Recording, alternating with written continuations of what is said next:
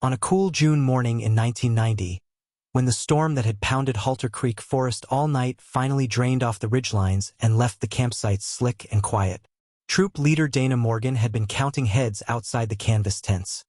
5 girls, 2 adults, and a last-minute chaperone who had introduced himself the night before as Mr. Pike.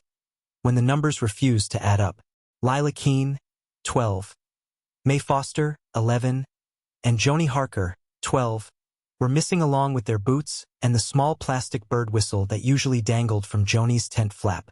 At 7:13 a.m., the ranger station at Skunk Hollow logged the words "No backcountry dispatcher ever wants to type." 3 juveniles unaccounted for at a designated campsite. Last seen prior to 2,300 hours, storm conditions overnight, terrain mixed conifer and granite, creek adjacent. The station's wall clock ticked like a metronome while radios awakened the county. All available search and rescue volunteers to muster, deputies to canvass trailheads, helicopter availability to be confirmed. Halter Creek was the kind of forest where sound stayed close to the ground, trapped under the canopy. Even the helicopter's rotors, when they finally beat over the ravine, sounded muffled, more rumor than rescue. What happened next followed the script of every rural disappearance that preceded it. Search lines formed in bright ponchos, the volunteers instructed to stay visual, sweep shoulder to shoulder, maintain spacing, call out names on a cadence. Lila, Mae, Joni, then pause for a whistle or a voice to return. K-9s worked the creek banks and the feeder draws. Deputies fanned to the highway pullouts and the gravel turn-ins where an opportunistic driver might idle long enough to take what was not his. Evidence technicians pinned and repinned contour maps in the command tent, then taped clear acetate over them to draw grids with grease pencil. The storm erased prints, scrubbed scent, and made every fallen branch a suspect. The girls' tents gave nothing back. No torn fabric, no blood, no note. A portable radio sat where someone had left it, face down in a puddle, still tuned to a station that had been playing some harmless summer song before weather interrupted regular programming. By nightfall, a news van squatted beside the ranger lot with its dish tilted to catch the evening bulletin. People said the girls had argued with another troop back at the lodge about who got to use the archery range, a rumor that folded neatly into a different rumor that they had run off. Someone else insisted a big cat had been sighted near the A-loop 3 nights ago. A truck with out-of-county plates had been parked at the Overlook too long last weekend. Every tip arrived pre-creased by the biases that birthed it. From the first hour, that extra chaperone lived in the margins of the log as both reassurance and question mark. He had presented himself as a helper, a man who knew the trails, who wore a red mesh lumber company cap and a belt knife that caught stray sun. He signed Dana's clipboard J. Pike with an uncommitted hand and spoke in a tone people called boring, which in the polite vocabulary of campouts stands in for harmless. He had helped stake a tent, had advised them to move the food box slightly uphill where the ground wasn't saturated, and had volunteered, during the worst of the storm, to check the latrine path for washouts. By morning he was gone, too. When deputies tracked down the number he'd written beneath his name, it connected to a payphone in a grocery store 50 miles east. Dana would later tell investigators she had accepted his presence because the troop's second regular chaperone called out at the last minute with a sick toddler, and because in small places people still said yes to help, and because the storm had made the campsite feel like a roofless bus station where any adult with a plan could stand in as manager. Nothing about him, she said, tripped her alarms. It was what he did not do. The way he never asked a single question about the girls, never tried to learn their names, that returned to her in the silent hours like a mistake you don't know how to fix. By day 3, the search shifted from rescue to recovery in the private language of command posts. Cadaver dogs were brought in and cast wide arcs on the slopes. Detectives canvassed the town for men who fit loosely the outline of a chaperone with access to the forest. Among the dozens of interviews sat one-line item that looked, to a young deputy named Mara Kincaid, less like noise than like the start of a tone.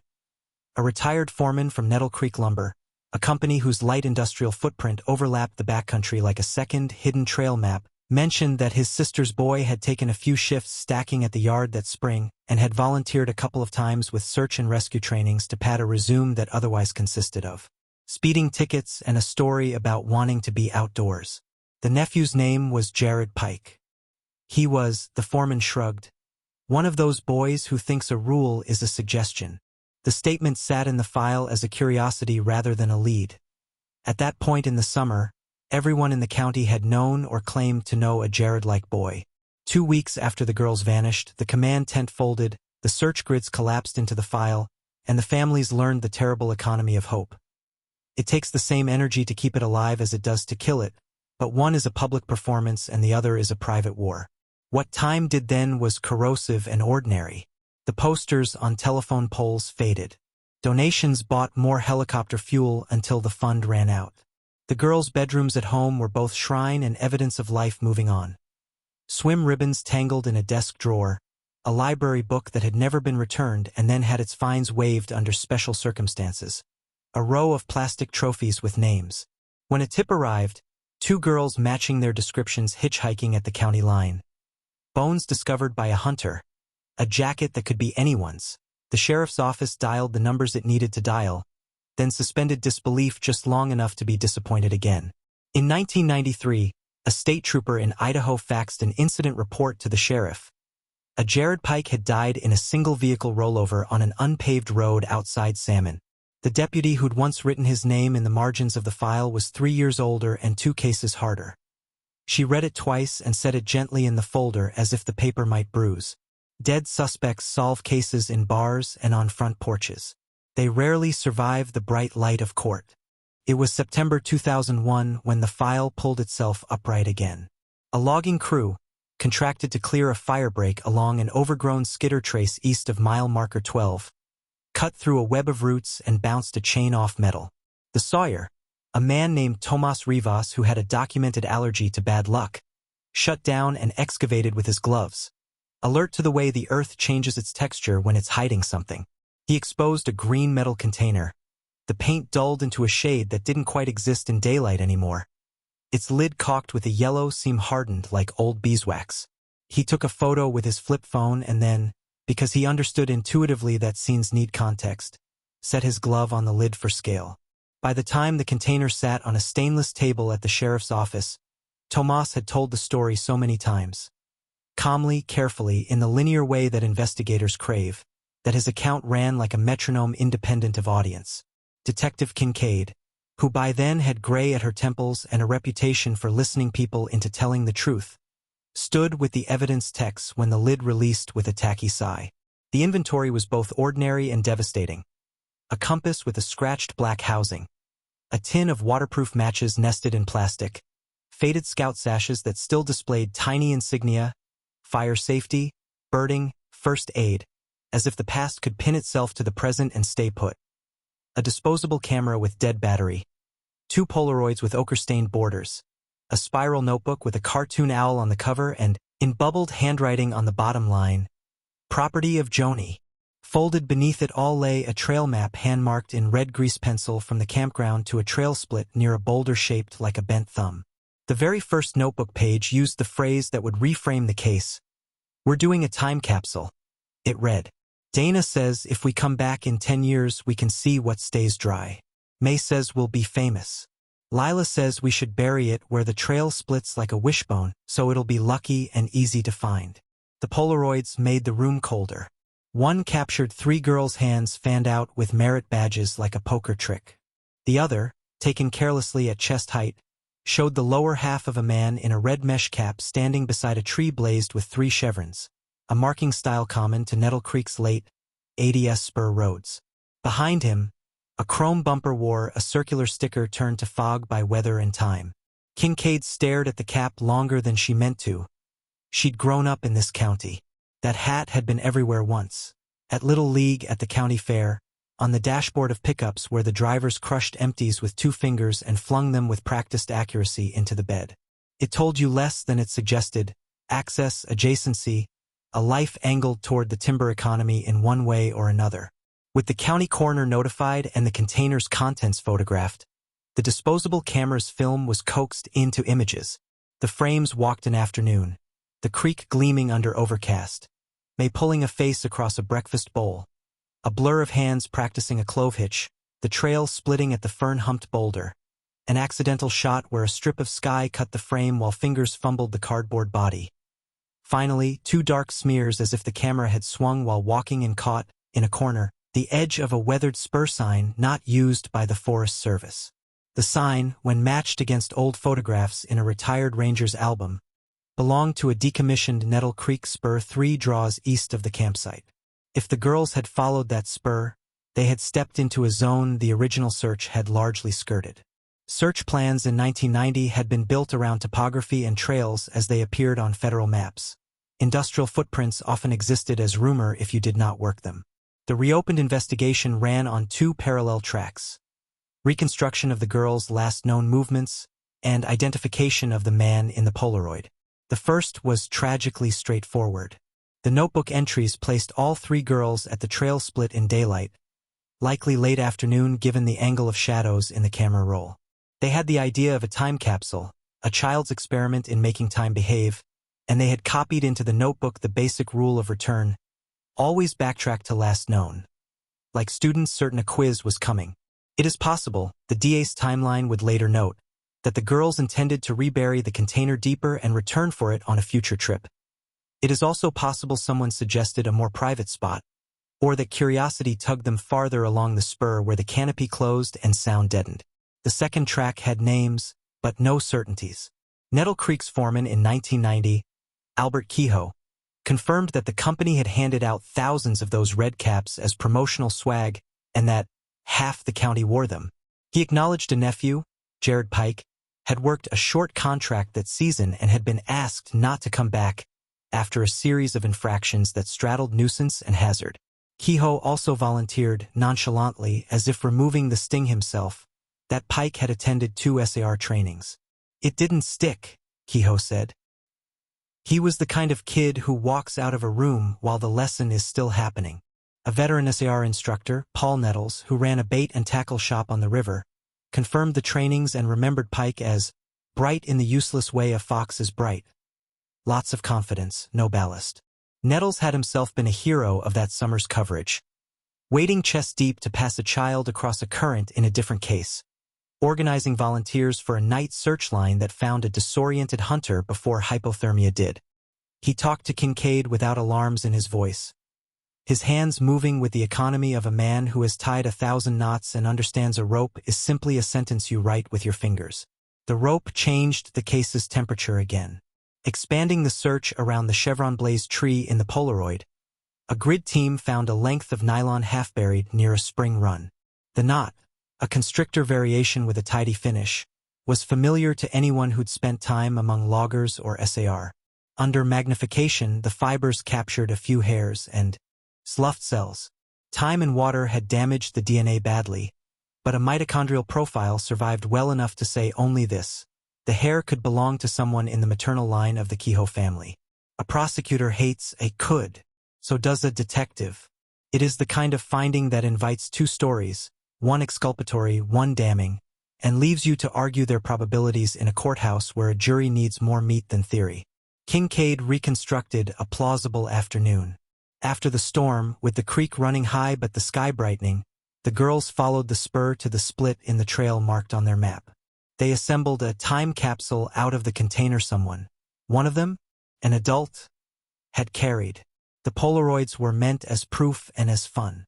At some point, a man stood close enough to the container to be captured at chest level in the frame. He wore a red cap and stood by a tree marked in Nettle Creek style. The map's grease pencil line continued beyond the split. From there, whatever happened occurred outside the controlled perimeter of their original campsite and without the cover of their troop leaders' routines.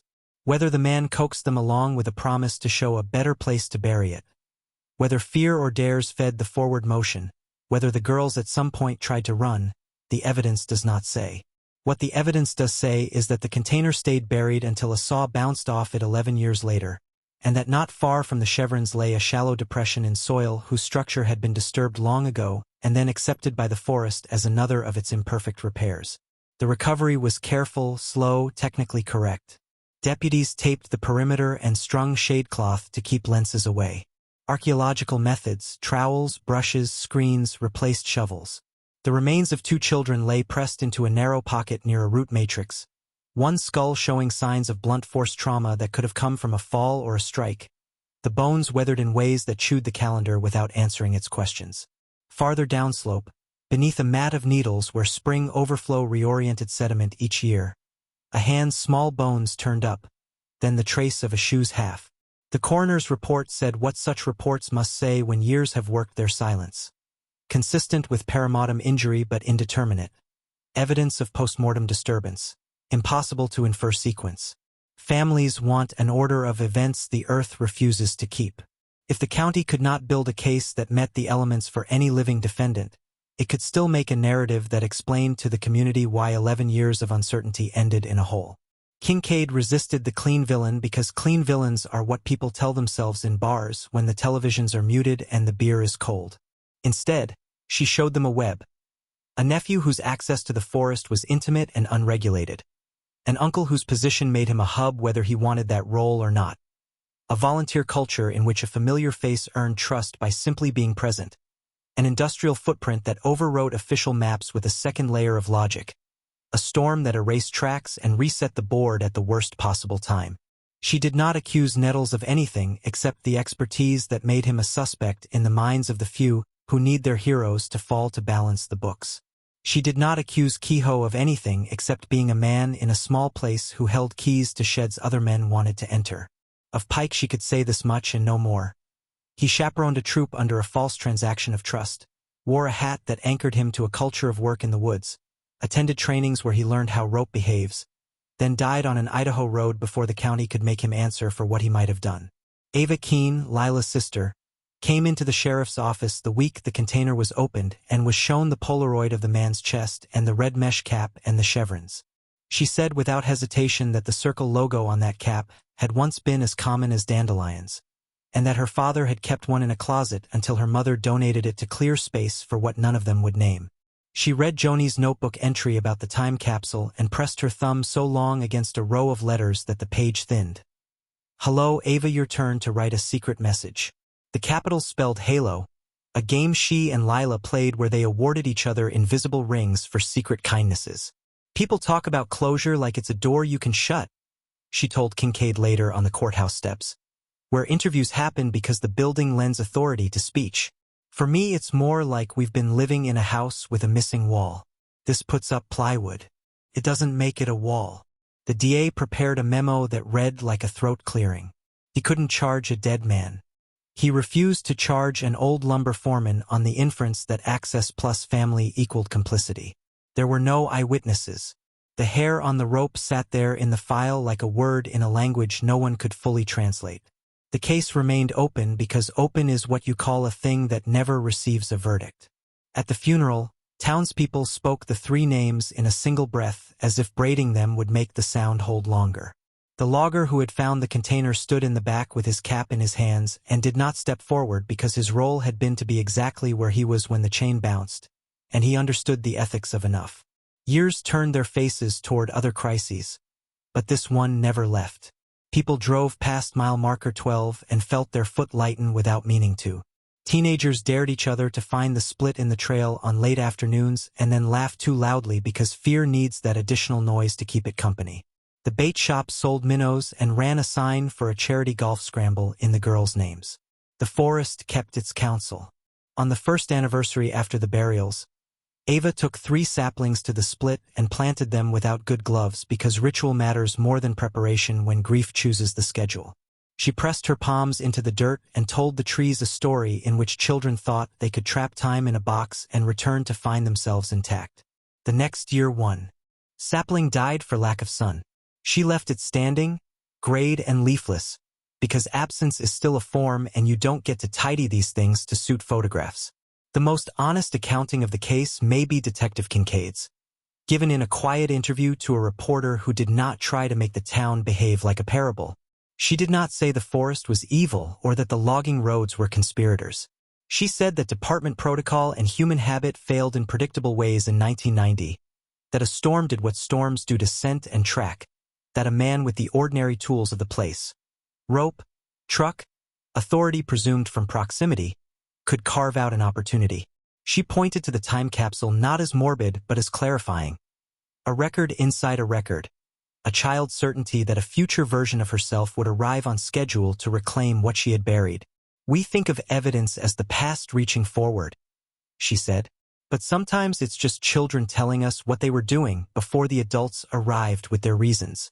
When asked, finally, if she believed Jared Pike killed the girls, she refused the lure of binary and said the thing that made some readers angry because it declined to pronounce judgment. "I believe a person used knowledge of that forest to isolate 3 children, and I believe that person did not live long enough for us to make him explain how. I also believe other people lived close enough to that person and that knowledge that, had our systems been better, we might have seen it in time." In later years, an archivist digitized the file and mislabeled one photograph. A volunteer fixed the caption with a sticky note and the word chevrons, not USFS Blaze.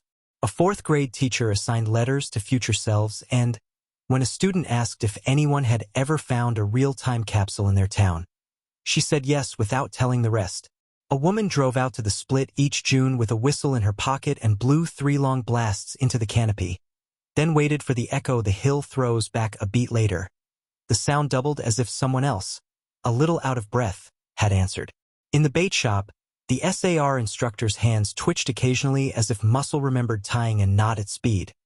He told a new generation of volunteers to carry both a map and a question mark in their pack. Men of a certain age still wore red mesh caps to mow their lawns because old tools fit the hand well.